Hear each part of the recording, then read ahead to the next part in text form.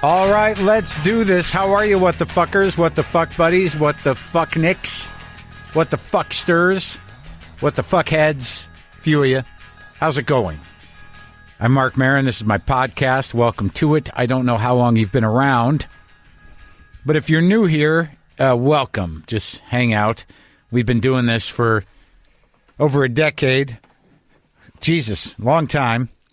And I talk to people. I used to have them come over to the house, and I talk to them.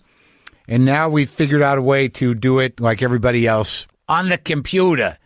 You can do it on, like my mother was. Did you do it on the computer? Are you on the computer today? Did I see you on the computer? Yes.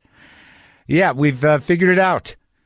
And I tell you, man, once I got the hang of talking to people on the Zoom, it turned out to be really good. We've really yielded some interesting and deeper talks than I think some of the ones that have happened in person, to be quite honest with you. It got to the point where I was talking to somebody. This is weird, but I was talking to somebody the other day on a Zoom interview, and I was having a memory of talking to somebody years ago, but my brain framed it as if it were a Zoom. Like I remembered talking to the person, but on Zoom. So the context has invaded the actual structure of my mind. Like my memories are now Zoom memories. Like I've got a screen in my head that I'm looking at things through. It's a little fucked up. It's a little scary. I'm worried about my mind. Jodie Foster is on the show today. I mean, you know Jodie Foster. I mean, Taxi Driver. We talk a lot about some of the movies. The ones I remember: Taxi Driver, Bugsy Malone, The Accused, Little Man Tate. Her new movie, The Mauritanian. But also, Jodie Foster is one of those people. When you're my age, I am 57 years old. That you feel like you've grown up with her and known her your whole life. But I also want to point out that because I was trying to be sensitive about it and not dredge up stuff that she had nothing to do with and got dragged into through no actions of her own, some of you might not know what I meant when I brought up all the other crap. You'll be hearing it when I'm talking to her. And what I'm referring to when I said all the other crap that she had to deal with around the time she was in college, when we were talking about that. For those of you who don't know, in 1981, John Hinckley tried to assassinate President Reagan and critically wounded Press Secretary James Brady, and he said he did it to try and impress Jodie Foster. And I think specifically Jodie Foster from Taxi Driver, and Jodie Foster, who was then in college, had to deal with the attention of that sordid type of explosion of attention.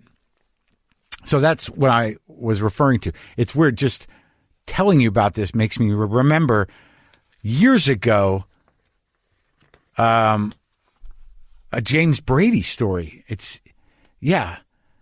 Press Secretary James Brady, who was critically injured, but he lived.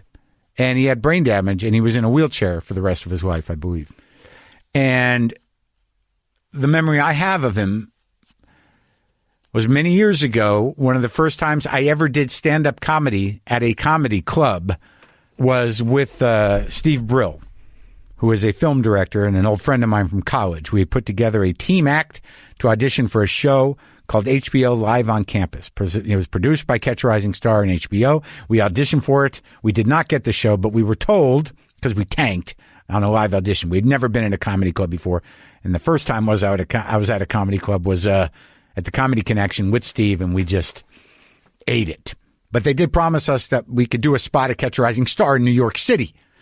So we, at some point, went down there. We waited around. We were told we'd have a spot. We went on when there was literally no one there, almost no one there, maybe 10, 12 people, and one of those people was James Brady. I don't know if he enjoyed the show. It sort of made us a little, feel a little weird, but that's that story. Not that exciting, nowhere to go with it. just performed for him once, and he was almost the only person in the room. Look, if you have 30 free minutes, you never have to worry about a break-in at home ever again. This is how quick and easy it is to set up a security system from Simply Safe. It's the kind of thing that's so easy to do, you can do it during a Netflix binge, while watching a game, or just, maybe listening to a certain podcast.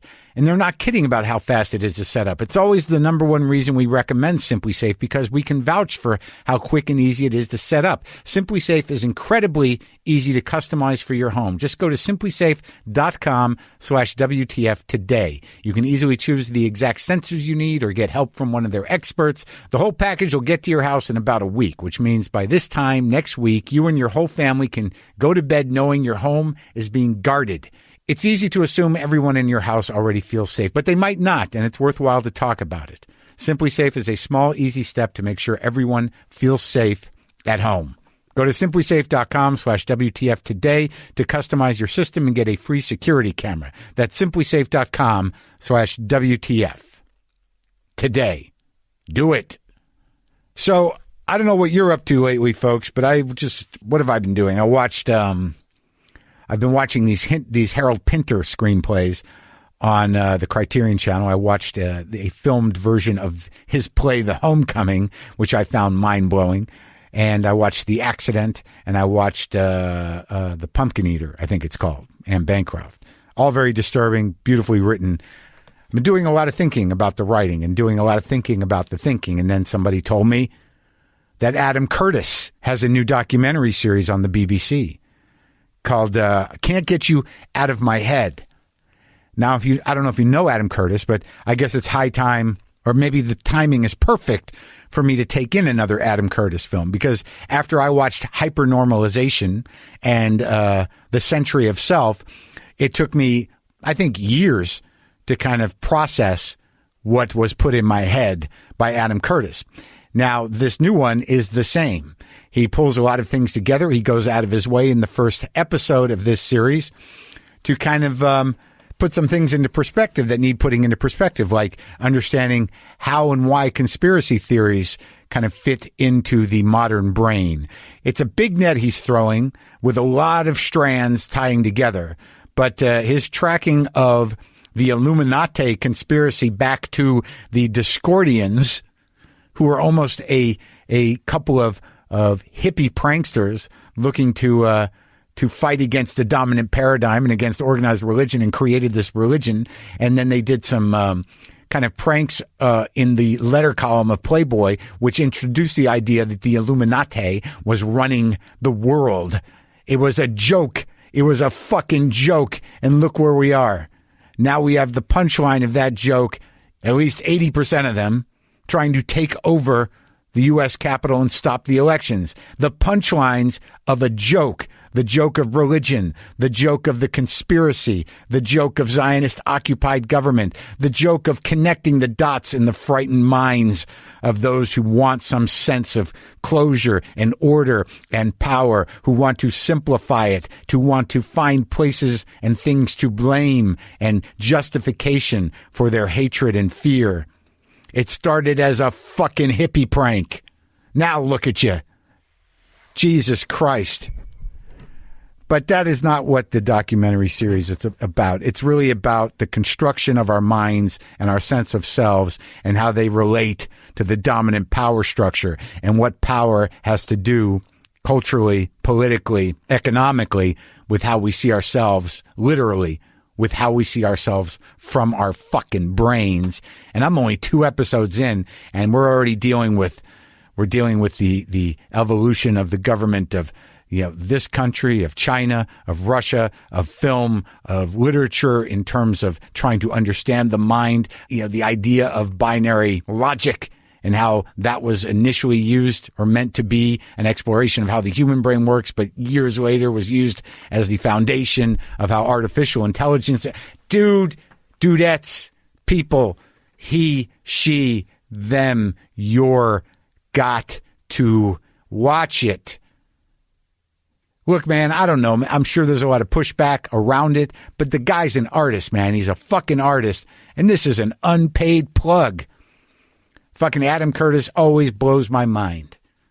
and it gets my brain going in ways, and it fills in some blanks that need to be filled in. And there's plenty of time to do the thinking.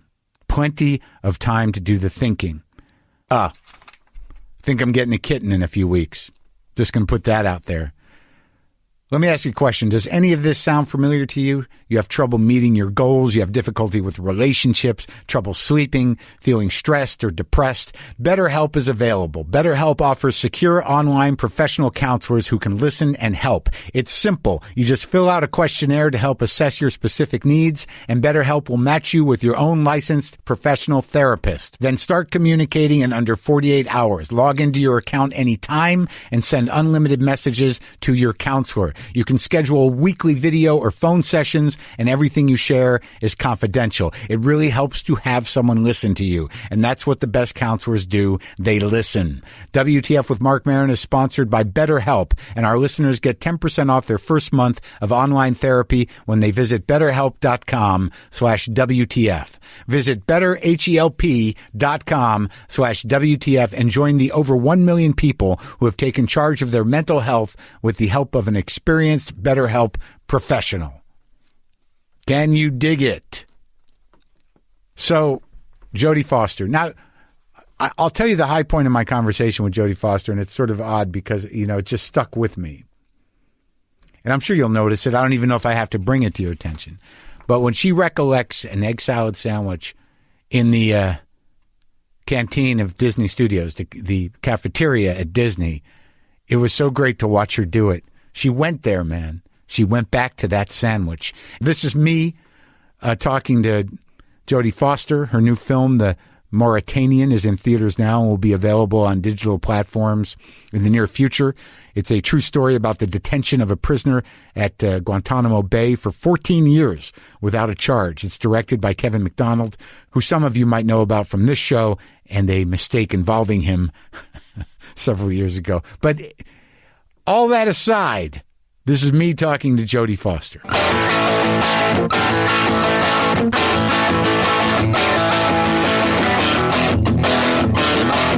I see Jodie Foster on the screen, and I hear her. Hi, Jodie Foster. Hi there. How are you? Pretty good. Pretty good. It's a beautiful day. I'm looking out. I see palm trees and blue sky. I suppose we need to be grateful. I do that every day. I see palm trees from my porch, too, and I think, it can't be that bad. It's winter. It's 70 degrees. The sky is clear.